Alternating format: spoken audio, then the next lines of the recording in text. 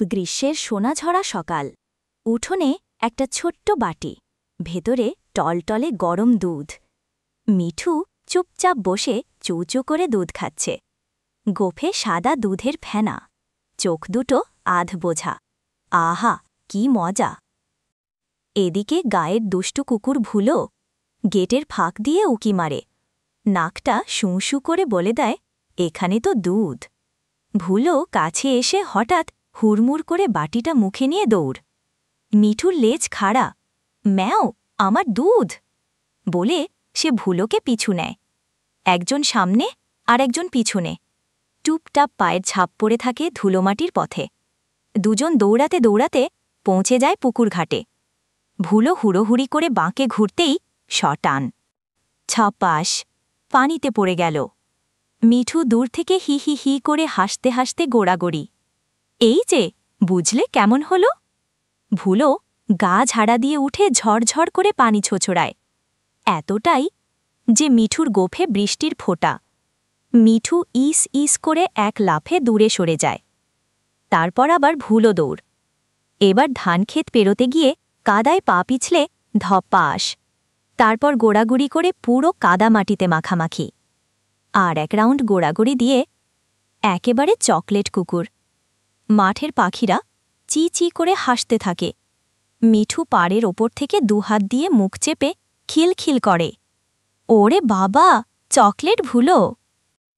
এত দৌড়াদৌড়ি!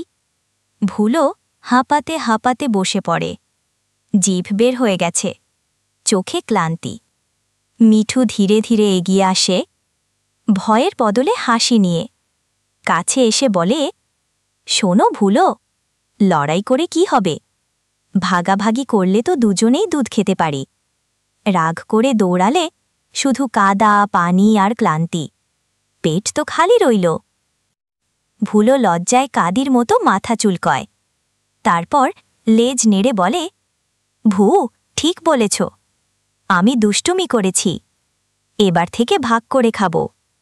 দুজনে বাটিটা উঠোনে আনে বসে। মিঠু বলে, এক চুমুক তুমি, এক চুমুক আমি। কেমন? ভুলো মাথা নাড়ে। শুরু হলো চু চু আর ল্যাপ ল্যাপ। দুজনে মিলেমিশে দুধ খাওয়া। মাঝে মাঝে মিঠু ভুলোর কাদা লাগা কানটা দেখে আবার খিলখিলো মিষ্টি করে ভু দিয়ে হাসে। দুধ শেষ হল। ভুলো পুকুরে গিয়ে কাদা ধুয়ে ফেলে। মিঠু বাটিটা চেটে চকচকে করে। সূর্য ঢলে পড়ছে। বাতাসে ধানক্ষেতের গন্ধ।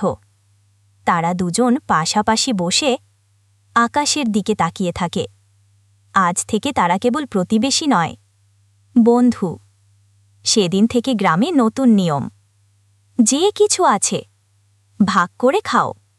হাসি বাড়ে, দৌড়াদৌড়ি কমে, বন্ধুত্ব পোক্ত হয়।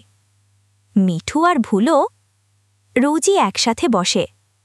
একটু দুধ, একটু গল্প আর অনেক হাসি।